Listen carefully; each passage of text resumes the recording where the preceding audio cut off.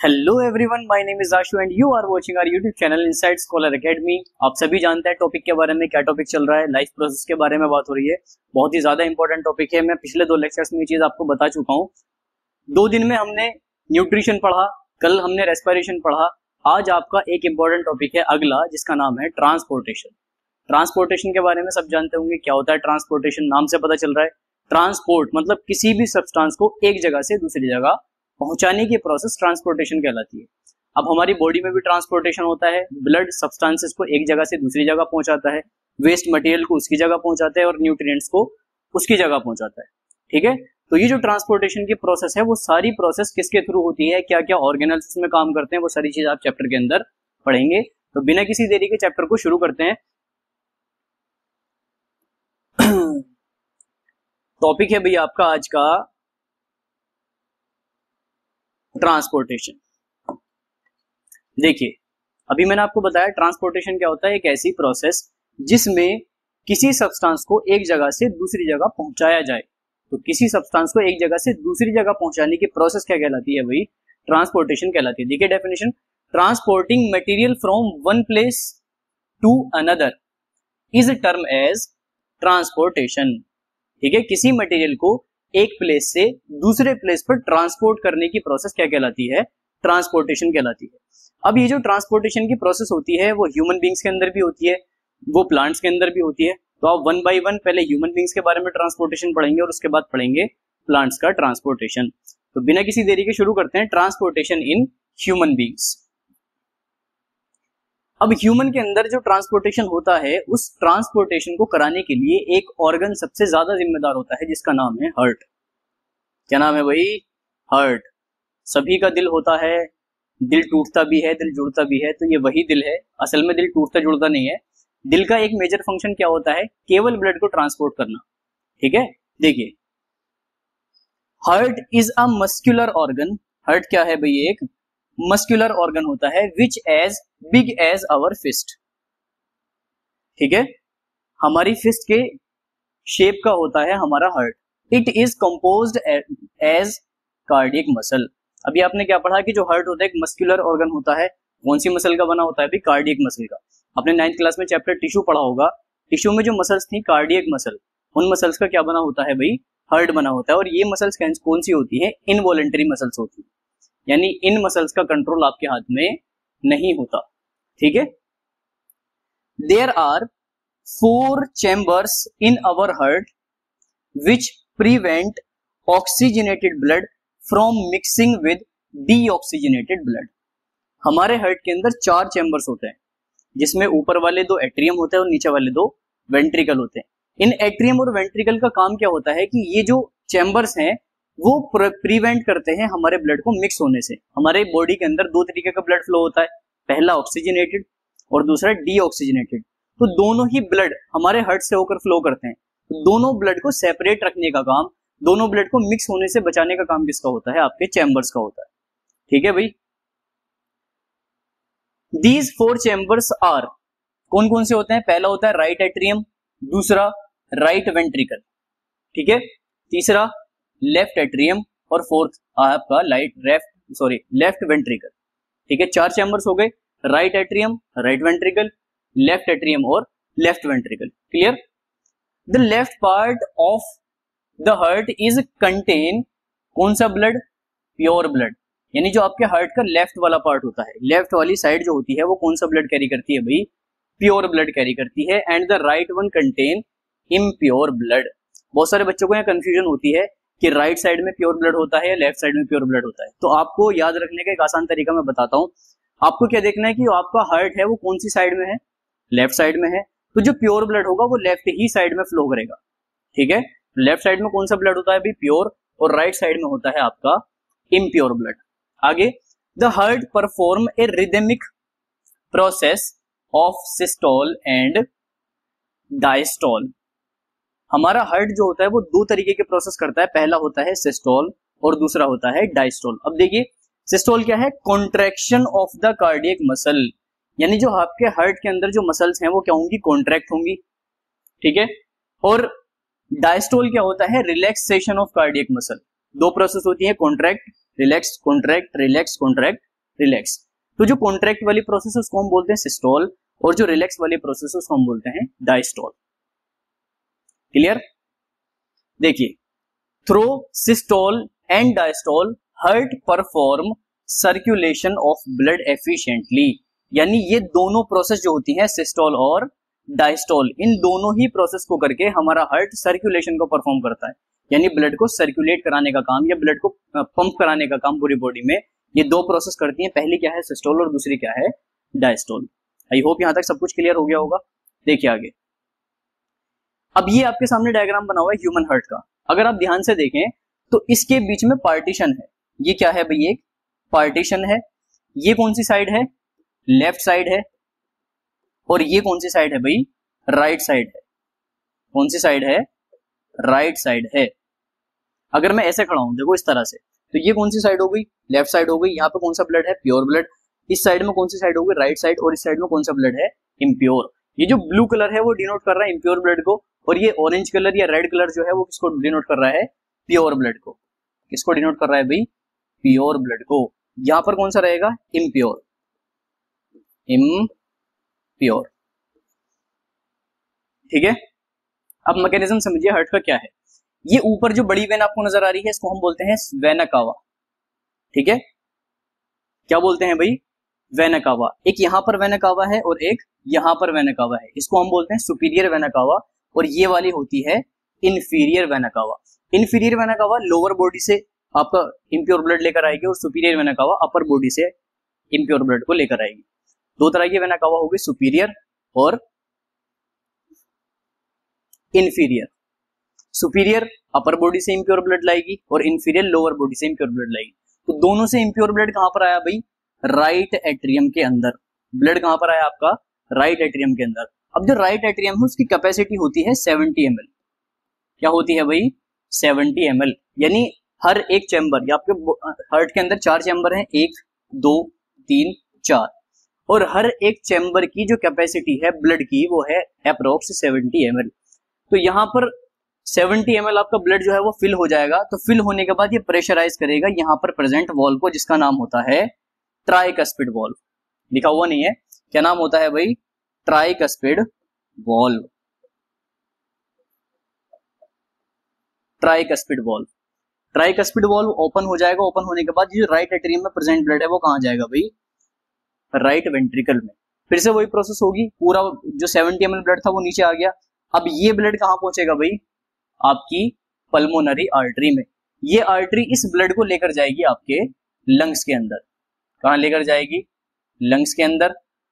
Lungs के अंदर जब ब्लड पहुंचेगा तो ब्लड के अंदर क्या मिक्स हो जाएगी, एल्वियोलाई मिक्स हो जाएगी। कैसे होगी, मैंने रेस्पिरेशन में बताया था कि लंग्स के अंदर एल्वियोलाई प्रेजेंट होते हैं जो ऑक्सीजन और कार्बन डाइऑक्साइड का एक्सचेंज कराने में हेल्प करते हैं। इस ब्लड में क्या प्रेजेंट है, CO2। ये CO2 एल्वियोलाई कहां पहुंचा देगा, आपके लंग्स में, और लंग्स से आने वाली ऑक्सीजन को वापस से कहां पहुंचा देगा, ब्लड के अंदर। तो ब्लड आपका प्योर हो जाएगा, और प्योर होने के बाद पल्मोनरी वेन्स के थ्रू कहां पर आएगा भाई, लेफ्ट एट्रियम के अंदर। प्योर हो गया था ब्लड लंग्स में, प्योर होने के बाद पल्मोनरी वेन के थ्रू कहां पर आया, लेफ्ट एट्रियम में। फिर वही प्रोसेस होगी, 70 ml ब्लड फिल होगा। ठीक है, फिल होने के बाद ये प्रेशराइज करेगा यहां पर प्रेजेंट वॉल्व को, जिसको हम बोलते हैं बाइकस्पिड वॉल्व। क्या बोलते हैं, bicuspid valve. Bicuspid valve open हो जाएगा, ऊपर वाला ब्लड कहां जाएगा, नीचे।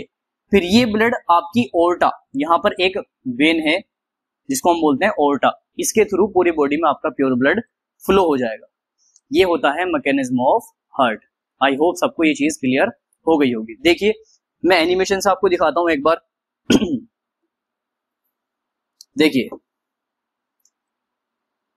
ये एक ह्यूमन हार्ट है, ठीक है। ये वाला जो पार्ट है ये क्या है भाई, राइट एट्रियम। क्या है, राइट एट्रियम। ये वाला पार्ट है right ventricle, right ventricle. Clear. ये वाला है लेफ्ट एट्रियम,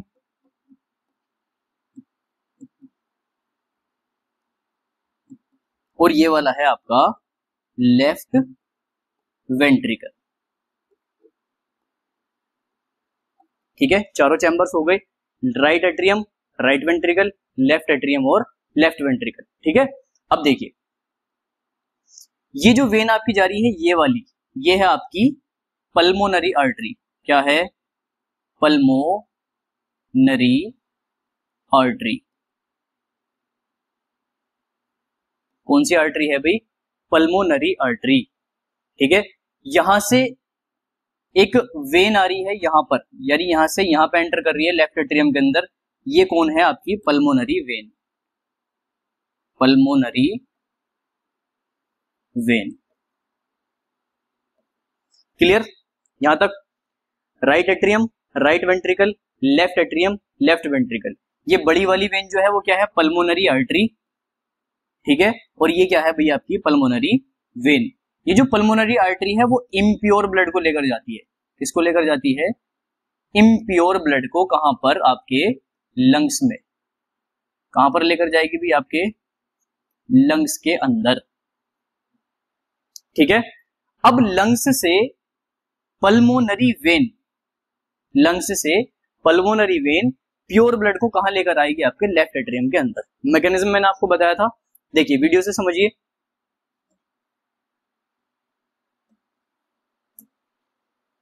देखिए मैकेनिज्म देखिए, ये क्या है आपका? Right atrium. राइट एट्रियम के बीच में ये वॉल्व जैसी स्ट्रक्चर है, जिसको हमने क्या बोला भाई? कौन से स्ट्रक्चर है? ये आपको व्हाइट व्हाइट वॉल्व नजर आ रहा है, ये वाला वॉल्व है आपका ट्राइकस्पिड वॉल्व। कौन सा वॉल्व है? Tricuspid valve. ठीक है, इसी तरह से यहां पर एक वॉल्व प्रेजेंट है, ये कौन सा वॉल्व है? Bicuspid valve, bicuspid valve. ठीक है, सारी चीजें क्लियर हो गई। और ये वाली जो बड़ी वाली आपकी वेन है, यानी यहां से कनेक्ट हो रही है और कहां पहुंच रही है? ऊपर की तरफ। ये जो है आपकी वेन, ये है ओर्टा। इसके थ्रू जो प्योर ब्लड है वो प्योर ब्लड आपकी पूरी बॉडी में एक साथ फ्लो हो जाता है। अब देखिए मैकेनिज्म क्या है। ये वाली जो वेन है ये है वेना कावा। क्या है? Vena cava. अगर आप वीडियो के अंदर ध्यान से देखो तो वेना कावा से क्या आता है? ब्लड किसमें आएगा? राइट एट्रियम के अंदर आएगा। राइट एट्रियम में आने के बाद ये जो आपका ट्राइकस्पिड वॉल्व है ये ओपन हो जाएगा और आपका ब्लड कहां पहुंचेगा भाई? वेंट्रिकल में। अब वेंट्रिकल से कहां पहुंचेगा? पल्मोनरी आर्टरी में। ये पल्मोनरी आर्टरी इस ब्लड को कहां लेकर जाएगी? लंग्स में लेकर जाएगी। फिर ये लंग्स में प्योर होकर, प्योर होने के बाद पल्मोनरी वेन के थ्रू कहां पर आ जाएगा? लेफ्ट एट्रियम के अंदर। फिर से बाइकस्पिड वॉल्व, यानी एट्रियम में आ गया, एट्रियम में आने के बाद बाइकस्पिड वॉल्व खुल जाएगा और खुलने के बाद कहां पर आ जाएगा? लेफ्ट वेंट्रिकल में। कहां पर आ जाएगा भी? लेफ्ट वेंट्रिकल में आपका ब्लड आ जाएगा और लेफ्ट वेंट्रिकल से होकर ओर्टा के थ्रू पूरी बॉडी में फ्लो हो जाएगा। मैकेनिज्म मैं आपको दिखाता हूं, एक बार देखकर आप सारा समझ जाएंगे। देखिए ये ब्लड आपका फ्लो रहा है, यहां से राइट एट्रियम में आया, वॉल ओपन हो गया, राइट वेंट्रिकल से कहां पहुंचा? पल्मोनरी में। और पल्मोनरी से वापस कहां आया? लेफ्ट एट्रियम में। लेफ्ट एट्रियम में आने के बाद लेफ्ट वेंट्रिकल में, लेफ्ट वेंट्रिकल से ओर्टा के थ्रू पूरी बॉडी में फ्लो हो गया। एक बार और देखिए ध्यान से, देखिए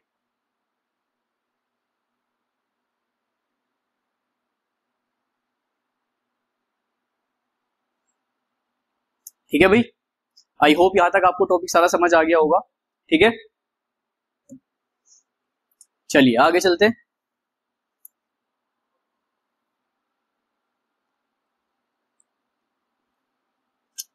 आगे है आपका आर्टरीज। क्या है आपका? आर्टरीज। आर्टरीज क्या होती है?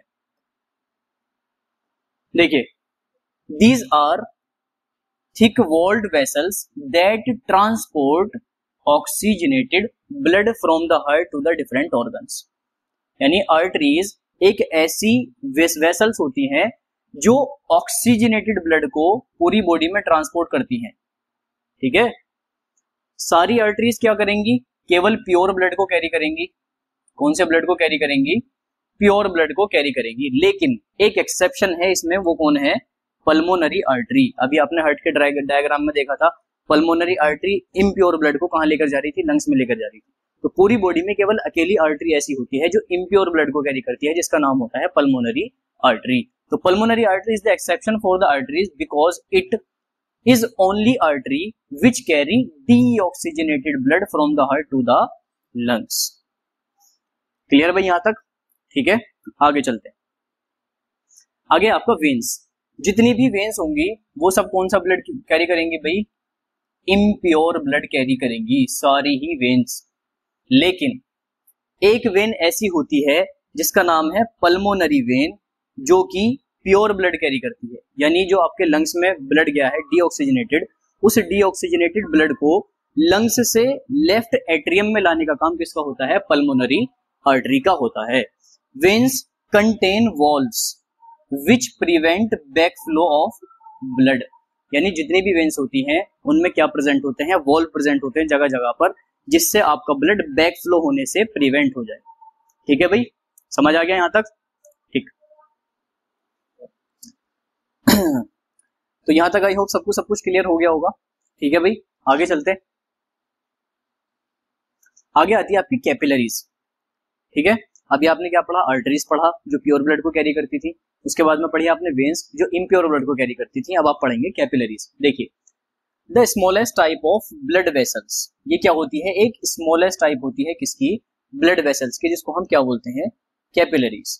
The function of the feed back deoxygenated blood from deoxygenated blood into the veins and transport oxygenated blood from the arteries to the body tissues. देखिए, मैं समझाता हूं क्या है। जो कैपिलरीज होती हैं वो एक जंक्शन होता है।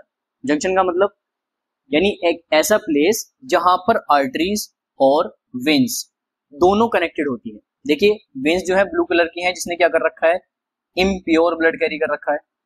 ठीक है, ये रेड कलर से इसने कौन सा ब्लड कैरी कर रखा है भाई? Pure blood.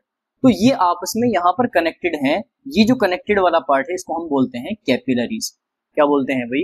कैपिलरीज। यहां पर एक्सचेंज होता है इम्प्योर ब्लड का और प्योर ब्लड का। कैसे? देखिए, डीऑक्सीजनेटेड ब्लड को वापस से कहां पहुंचाती है? वेन्स में पहुंचाती है और ट्रांसपोर्ट करती है ऑक्सीजनेटेड ब्लड कहां पर? From the arteries to the body tissues. कहां पर ट्रांसपोर्ट करती हैं भाई? बॉडी टिश्यूज के अंदर। ठीक है, ये क्या करेंगी? जो इम्प्योर ब्लड होगा उसको कहां पहुंचाएंगे? आपकी वेन्स में पहुंचाएंगे। ठीक है, और जो प्योर ब्लड होगा उसको कहां पहुंचाएंगे? आपके बॉडी टिश्यूज के अंदर। तो ये एक जंक्शन होता है जहां पर प्योर और इम्प्योर वेन या इम्प्योर वेसल्स आपस में जुड़ी होती हैं, इस तरह से, जहां पर एक्सचेंज होता है ऑक्सीजन और कार्बन डाइऑक्साइड का।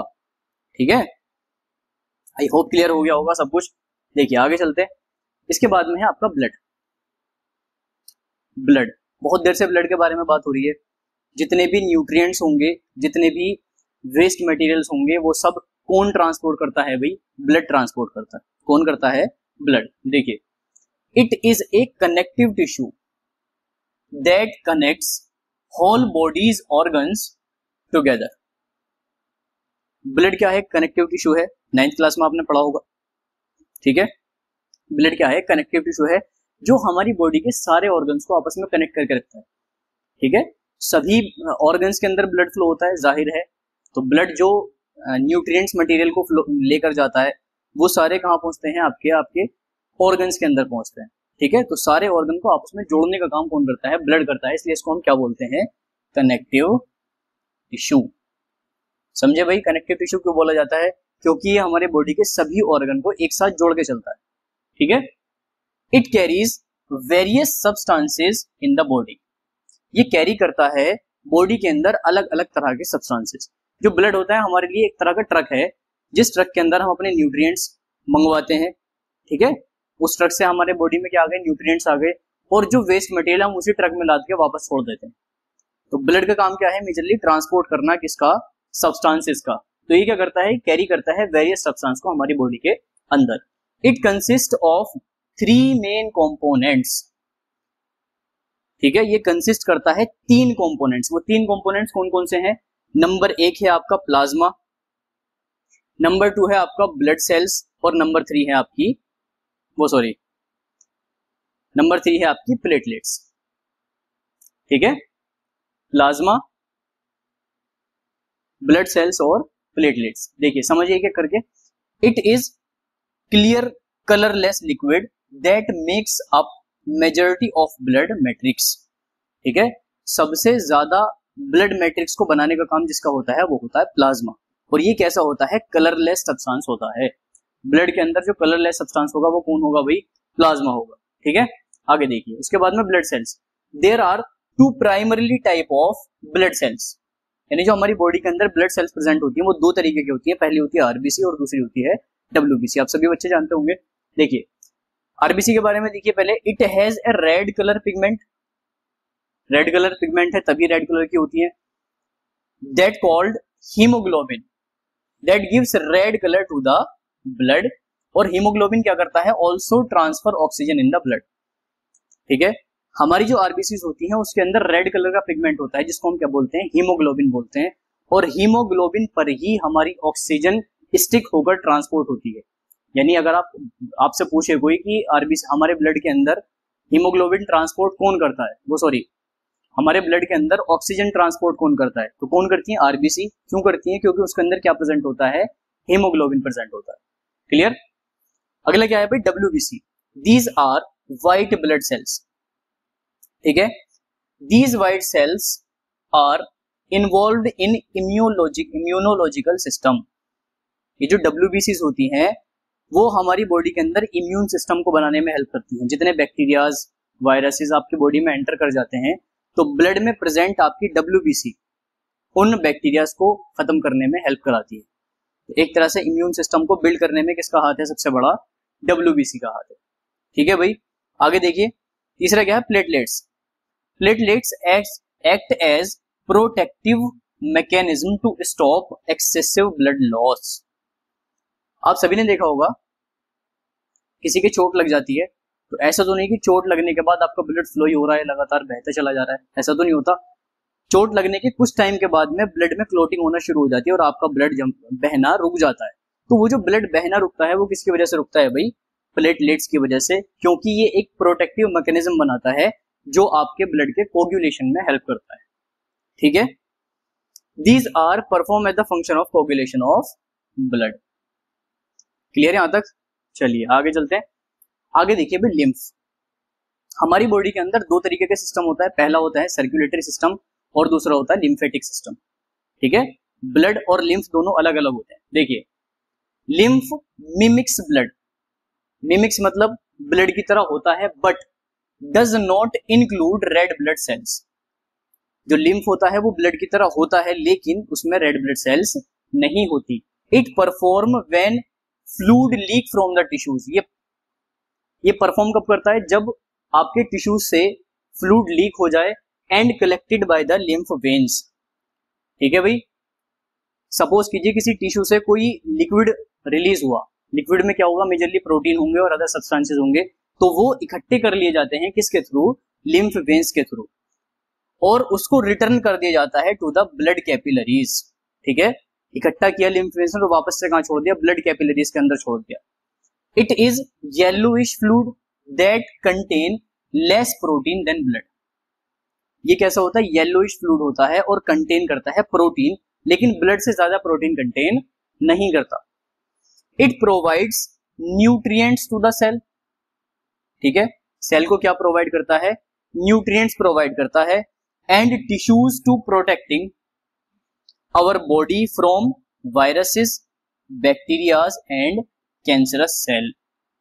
पहला काम क्या था भाई, न्यूट्रिएंट्स प्रोवाइड करेगा सेल्स को और टिश्यूज को प्रोटेक्ट करेगा किस चीज से, वायरसेस से, बैक्टीरिया से और कैंसरस सेल से। ठीक है भाई, यहां तक समझ आ गया होगा। चलिए भाई आगे देखते हैं। आगे है आपका डबल सर्कुलेशन। ठीक है, सर्कुलेशन आपने देख लिया था हार्ट वाला। अब हमारी बॉडी के अंदर जो सर्कुलेशन होता है वो डबल होता है, यानी दो तरीके का सर्कुलेशन होता है। पहला होता है पल्मोनरी सर्कुलेशन और दूसरा होता है सिस्टेमिक सर्कुलेशन। ठीक है, पहला कौन सा है, पल्मोनरी सर्कुलेशन और दूसरा है आपका सिस्टेमिक सर्कुलेशन। देखिए भाई वन बाय वन समझते हैं। पहले डबल सर्कुलेशन देखिए। Double circulation is the mechanism by which blood passes through the heart twice in a single full cycle। Double circulation एक ऐसा सर्कुलेशन है होता है जिसमें ब्लड हार्ट से 2 बार पास करेगा एक सिंगल सर्कुलेशन के अंदर, ठीक है। This type of circulatory system exist in the mammals including human beings. Double circulation किस किस में होता है अभी? मैमल्स में होगा और ह्यूमन बींग्स में होगा। It is composed of 2 different circuits. इसके अंदर 2 डिफरेंट सर्किट होते हैं। देखिए डायग्राम से समझिए, पहला सर्कुलेशन यहां पर कंप्लीट हो गया, उसके बाद में दूसरा सर्कुलेशन यहां पर कंप्लीट हुआ। अब ये जो पूरा साइकिल है वो एक सिंगल साइकिल है। कैसा साइकिल है भाई? सिंगल साइकिल है, यानी ब्लड ने एक सिंगल साइकिल में 2 बार हार्ट से पास आउट किया। एक सिंगल साइकिल में हमारा जो ब्लड होता है वो 2 बार हार्ट से होकर गुजरता है, इसलिए साइकिल को हम क्या बोलते हैं? डबल सर्कुलेशन बोलते हैं, ठीक है भाई। अब देखिए 2 तरीके का सर्कुलेशन मैंने आपको बताया। पहला बताया पल्मोनरी सर्कुलेशन और दूसरा बताया सिस्टेमिक सर्कुलेशन। पल्मोनरी सर्कुलेशन क्या होगा? अभी आपने पढ़ा था कि जो हमारा इम्प्योर ब्लड होता है वो प्योर होने के लिए हार्ट में जाता है, प्योर होने के लिए लंग्स में जाता है। तो हार्ट से लंग तक का जो सर्कुलेशन है वो कौन सा है भाई? Pulmonary circulation. उसके बाद में ओर्टा के थ्रू हमारा ब्लड पूरी बॉडी में फ्लो होता है। पूरी बॉडी से मतलब वो कहां तक पहुंचेगा? हमारे टिश्यूज तक पहुंचेगा, हमारी कैपिलरीज तक पहुंचेगा। तो ओर्टा से होता हुआ कैपिलरीज और कैपिलरीज से होता हुआ वापस से हार्ट में आएगा। तो ये दूसरा सर्कुलेशन हो गया। ये वाला सर्कुलेशन क्या कहलाएगा भाई? Systemic circulation. तो 2 तरीके के सर्कुलेशन हो गया। पहला पल्मोनरी जो हार्ट से लंग्स में जा रहा है, दूसरा सर्कुलेशन हो गया सिस्टेमिक सर्कुलेशन जो आपका हार्ट से कैपिलरीज में जा रहा है, ठीक है। तो डबल सर्कुलेशन हो गया। देखिए पल्मोनरी सर्कुलेशन को समझिए। This circuit transport deoxygenated blood from the right side of the heart to the lungs. ये वाला सर्कुलेशन क्या करता है? डीऑक्सीजनेटेड ब्लड को लेकर जाता है from the right side of the heart to the lungs, ठीक है भाई। The lungs exchange CO2 for O2, यानी लंग्स क्या करते हैं? कार्बन डाइऑक्साइड को ले लेते हैं और उसके बदले में क्या दे देते हैं भाई? ऑक्सीजन दे देते हैं। एंड ऑक्सीजनेटेड ब्लड, जब किसी ब्लड के अंदर ऑक्सीजन मिक्स हो गई तो वो ब्लड कैसा हो गया? ऑक्सीजनेटेड हो गया। And returns to the left side of the heart. यहां पर आपका एक साइकिल कंप्लीट हो गया जिसको हमने क्या बोला? Pulmonary circulation. समझ आ रही है भाई यहां तक बातें? ठीक है, चलिए आगे चलते हैं। दूसरा है आपका सिस्टेमिक सर्कुलेशन। देखिए this circuit transport oxygenated blood from left side of the heart to the rest of the body. आपने पढ़ा था कि जो लेफ्ट वेंट्रिकल होता है वो लेफ्ट वेंट्रिकल प्योर ब्लड को कहां छोड़ता है? ओर्टा में, और ओर्टा से वो ब्लड पूरी बॉडी में फ्लो हो जाएगा, ऐसे ही पढ़ा था। तो ये जो प्योर ब्लड होता है जो रेस्ट ऑफ द बॉडी में सर्कुलेट करता है वो कौन सा सर्कुलेशन के अंदर होता है? सिस्टेमिक सर्कुलेशन के अंदर। The blood transport oxygen and nutrients to body's tissues and collecting CO2 and other waste and return to the right side of the heart. जो हमारा ब्लड था उसने न्यूट्रिएंट्स दिए और वापस में कलेक्ट क्या किया? कार्बन डाइऑक्साइड और दूसरे वेस्ट मटेरियल वापस से कहां पहुंच गया? हार्ट की राइट साइड में। यहां पर दूसरा साइकिल कंप्लीट हो गया। तो ये दोनों साइकिल मिलाकर आपके बॉडी में क्या करते हैं भाई? डबल सर्कुलेशन बनाते हैं, ठीक है। आई होप यहां तक दोनों चीजें आपको समझ आ गई होंगी, पल्मोनरी सर्कुलेशन और सिस्टेमिक सर्कुलेशन कंप्लीट। चलिए आगे देखिए। उसके बाद में हम बात करते हैं transportation in other animals. Other animals का मतलब, अदर एनिमल से मतलब है हमारा एम्फीबियंस और रेप्टाइल से। आपने सुना होगा कि हमारा जो हार्ट होता है उस हार्ट के अंदर कितने चैम्बर्स होते हैं भाई? 4 चैम्बर्स होते हैं। लेकिन जो एम्फीबियंस और रेप्टाइल्स होते हैं उनके हार्ट में केवल 3 चैम्बर्स होते हैं। कितने चैम्बर्स होते हैं? 3। Amphibian circulatory system are double circulatory. इसका सिस्टम भी कैसा होता है? डबल सर्कुलेटरी होता है। Means they have 2 loops. जैसे हमारे सर्कुलेटरी सिस्टम में 2 लूप्स थे। पहला लूप क्या था? Pulmonary circulation. दूसरा क्या था? Systemic circulation. ऐसे ही इसमें भी कितने लूप्स हैं? 2 लूप्स हैं। Pulmonary circulation and systemic circulation. Clear भाई? देखिए हाउएवर अनलाइक मैमल्स, लेकिन फिर भी मैमल्स की तरह और बर्ड्स की तरह, फ्रॉग्स क्या है? एक रेप्टाइल है, सॉरी एम्फीबियन है, हैव 3 चैम्बर्ड हार्ट, ठीक है। यानी मैमल्स और बर्ड्स की तरह इसके अंदर 4 चैम्बर हार्ट नहीं होता, बल्कि कितने चैम्बर का हार्ट होता है? 3 चैम्बर हार्ट होता है। जो बना होता है 2 आर्टिया और 1 वेंट्रिकल से, जिसमें 2 आर्टरीज और केवल 1 वेंट्रिकल होगा। हमारी बॉडी में 2 आर्टरीज और 2 वेंट्रिकल होते हैं, 4 चैम्बर्स होते हैं, लेकिन एम्फीबियंस के अंदर 2 आर्टरीज और 1 वेंट्रिकल होता है। ठीक है, देखिए पल्मोनरी सर्कुलेशन में क्या होगा भाई, obtain oxygen, blood pumps deoxygenated blood to the lungs and skin. आपने पढ़ा होगा कि जो रेस्पिरेशन वाली प्रोसेस अगर आपने पढ़ी हो तो मैंने उसमें लिखवाया था कि जो फ्रॉग्स होते हैं वो मॉइस्ट स्किन और लंग्स दोनों से रेस्पिरेशन करते हैं। तो एक्सचेंज ऑफ गैसेस दोनों चीजों से होगा, यानी स्किन से भी होगा और लंग से भी होगा। तो जो आपका इम्प्योर ब्लड है यानी डीऑक्सीजनेटेड ब्लड है वो दोनों की तरफ फ्लो करेगा, लंग्स की तरफ भी और स्किन की तरफ भी। देखिए उसके बाद में कौन सा सिस्टम आया भाई आपका, systemic circulation. Oxygenated blood return to the heart and circulate throughout the body to provide oxygen and nutrients. ठीक है, आसान सी बात है, समझाने की जरूरत नहीं है। ऑक्सीजनेटेड ब्लड जो है वो रिटर्न होगा कहां पर, आपके हार्ट में, और सर्कुलेट करेगा किसके अंदर, बॉडी के अंदर, क्या प्रोवाइड करने के लिए, ऑक्सीजन एंड न्यूट्रिएंट्स प्रोवाइड करने के लिए। आगे देखिए, एम्फीबियन हैव जस्ट 1 वेंट्रिकल। कितने वेंट्रिकल होंगे भाई, 1 वेंट्रिकल होगा। ऑक्सीजनेटेड एंड डीऑक्सीजनेटेड ब्लड में मिंगल टू सम एक्सटेंट। जब एक वेंट्रिकल है, एक तरफ से प्योर ब्लड आ रहा है, दूसरी तरफ से इम्प्योर ब्लड आ रहा है, अब सेपरेशन तो है नहीं प्योर और इम्प्योर ब्लड का, तो क्या होगा, दोनों ही ब्लड आपस में मिक्स हो जाएंगे। क्या हुआ, इम्प्योर ब्लड और प्योर ब्लड दोनों आपस में वेंट्रिकल के अंदर क्या हो गए, मिक्स हो गए, क्योंकि वेंट्रिकल केवल कैसा है, अकेला वेंट्रिकल है। Mixing of blood affect the efficiency of oxygen, यानी ब्लड के आपस में मिक्स होने पर ऑक्सीजन की एफिशिएंसी जो है वो अफेक्ट होती है। ठीक है, when compare to creatures with totally separated heart. जाहिर सी बात है भाई, अगर आप ऐसी क्रिएचर से फ्रॉग को कंपैरिजन करोगे सेपरेशन के मामले में, तो उसमें 2 वेंट्रिकल्स हैं, यानी प्योर ब्लड और इम्प्योर ब्लड बिल्कुल अलग अलग रहेगा, तो कोई भी कॉम्प्लिकेशंस नहीं होंगे ब्लड को फ्लो कराने में। लेकिन जो आपके फ्रॉग्स होते हैं उसमें केवल 1 वेंट्रिकल होता है, जो कॉम्प्लिकेशंस क्रिएट करता है, यानी सेपरेट करने में कॉम्प्लिकेशंस क्रिएट करता है। किसको, ऑक्सीजन को। ऑक्सीजन वाला ब्लड और डीऑक्सीजनेटेड ब्लड दोनों एक साथ क्या हो गए, मिक्स हो गए।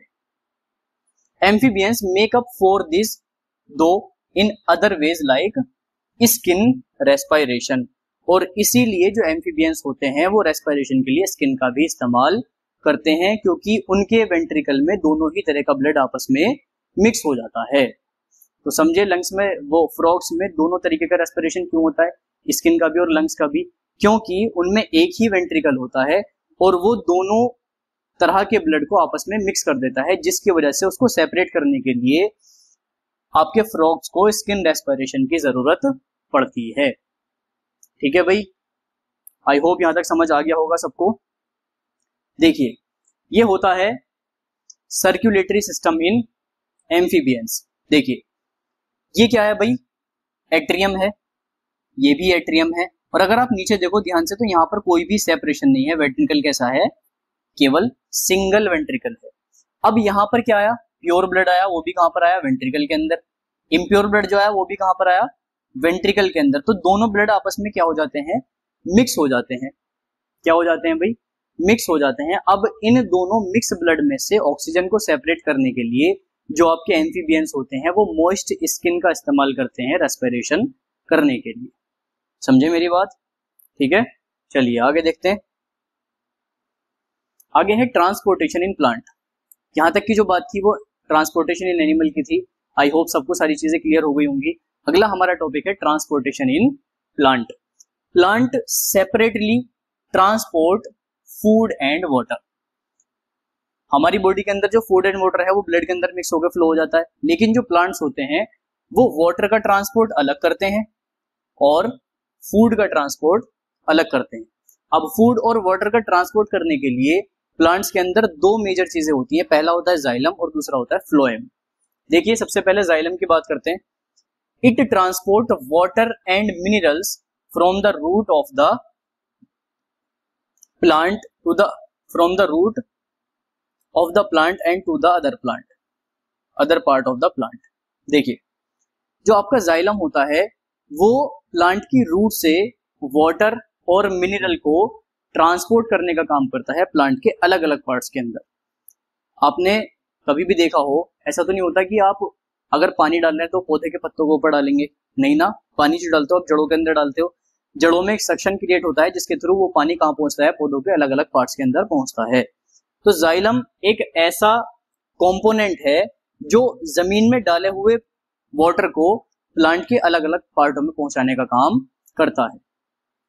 The flow of xylem is unidirectional. Xylem का जो फ्लो होगा वो यूनिडायरेक्शनल होगा, कहां पर, opposite to the gravity, gravity की अपोजिट डायरेक्शन में। ग्रेविटी नीचे को लगती है, वाटर कहां फ्लो होगा, ऊपर की तरफ, और ये फ्लो कैसा होगा भाई, यूनिडायरेक्शनल फ्लो होगा। क्लियर यहां तक? These are some forces which are responsible for the transportation in xylem. कुछ फोर्सेस ऐसी होती हैं जिसके थ्रू जाइलम वाटर को प्लांट तक पहुंचा पाता है। अब वो फोर्सेस कौन सी हैं? दो तरह की फोर्सेस होती हैं, पहला होता है रूट प्रेशर और दूसरा होता है ट्रांसपायरेशनल पुल। देखिए, रूट प्रेशर क्या है? Sap rise in the plant due to osmotic pressure in the roots. जो आपकी रूट्स हैं, सपोज कीजिए ये क्या है, रूट्स हैं, ये क्या करेंगे भाई, एब्जॉर्प्शन करेंगे वाटर का, किसके अंदर, किसके लिए, प्लांट के लिए। तो यहां पर रूट एक प्रेशर लगाती है जिसको हम बोलते हैं ऑस्मोटिक प्रेशर, जो यहां पर प्रेजेंट वाटर को कहां पहुंचाएगा, आपकी स्टेम के अंदर पहुंचाएगा।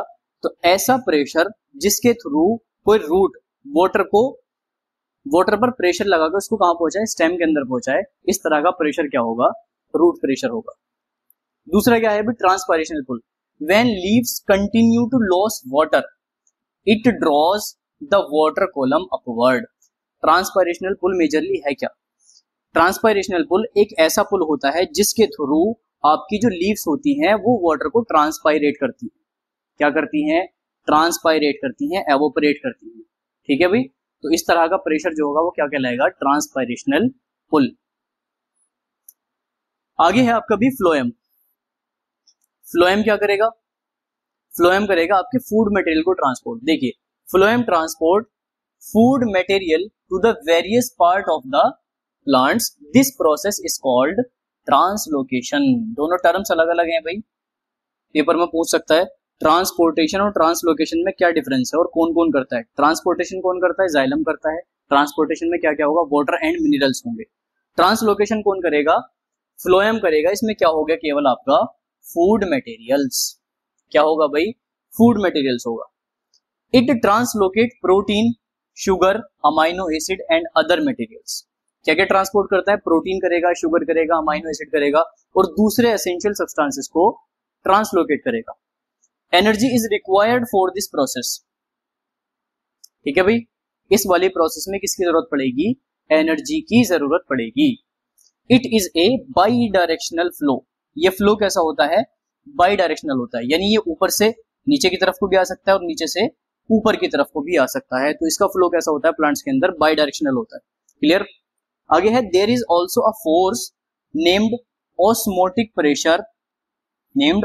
Pressure to translocate materials. Phloem भी एक प्रेशर का इस्तेमाल करता है अपने सब्सटेंसेस को फ्लो कराने के लिए, जिसका नाम होता है ऑस्मोटिक प्रेशर। ठीक है, ऑस्मोटिक प्रेशर के बारे में देखते हैं पहले। देखिए, it is responsible for the transmission of material. Transmission का मतलब किसी भी मटेरियल्स को एक जगह से दूसरी जगह पहुंचाना। From phloem to the tissues that demand nourishment. ठीक है, ऑस्मोटिक प्रेशर एक ऐसी प्रोसेस होती है जिसमें मटेरियल का ट्रांसपोर्टेशन होता है फ्लोएम से, कहां पर भाई? टिश्यूज के अंदर। कैसे टिश्यूज के अंदर? जो डिमांड करते हैं नरिशमेंट की। सपोज कीजिए कोई ऐसा टिश्यू है जिसको किसी न्यूट्रिएंट की जरूरत है, तो जो न्यूट्रिएंट फ्लो होगा वो कौन से प्रेशर के थ्रू होगा भाई? ऑस्मोटिक प्रेशर के थ्रू होगा। कहां से? फ्लोएम से। फ्लोएम कहां पहुंचाएगा? टिश्यू में पहुंचाएगा। कैसे टिश्यू के अंदर? ऐसे टिश्यू के अंदर जहां पर नरिशमेंट की डिमांड होगी। ठीक है भाई, ये कुछ डायग्राम है जाइलम और फ्लोएम का। देखिए, ये जाइलम है, क्या करेगा? वाटर एंड मिनरल को ट्रांसपोर्ट करेगा और इसका जो ट्रांसपोर्टेशन होगा वो वन वे होगा, यानी केवल कहां होगा? अपवर्ड, यानी ऊपर की तरफ। आपको एरोज बने हुए दिखाई दे रहे होंगे, ये ऊपर की तरफ है। तो वाटर का जो फ्लो होता है वो हमेशा यूनिडायरेक्शनल होता है। क्लियर। अगर आप ट्रांसलोकेशन की बात करें, ट्रांसलोकेशन कोड करता है, फ्लोएम करता है। आपको फ्लोएम के अंदर दोनों ही जगह को एरोस बने हुए दिखाई दे रहे होंगे, वो नीचे को भी है, ऊपर को भी है, नीचे को भी है और ऊपर को भी। तो ये फ्लो जो है वो कैसा है, बाई डायरेक्शनल फ्लो है। कैसा है भाई, बाई डायरेक्शनल फ्लो। ठीक है, तो यहां तक आज का आपका टॉपिक जो है वो कंप्लीट होता है। आई होप सबको सारी चीजें क्लियर हो गई होंगी, और किसी को कोई भी डाउट या क्वेरी हो वो आप कमेंट सेक्शन में डालकर हमें बता सकते हैं। हम जल्दी से जल्दी आपकी क्वेरीज का आंसर करा देंगे। तो वीडियो को ज्यादा से ज्यादा शेयर करें, ज्यादा से ज्यादा लाइक करें और ज्यादा से ज्यादा कमेंट करें। आज के लिए इतना ही, मिलते हैं अगले लेक्चर में, तब तक के लिए अल्लाह हाफिज।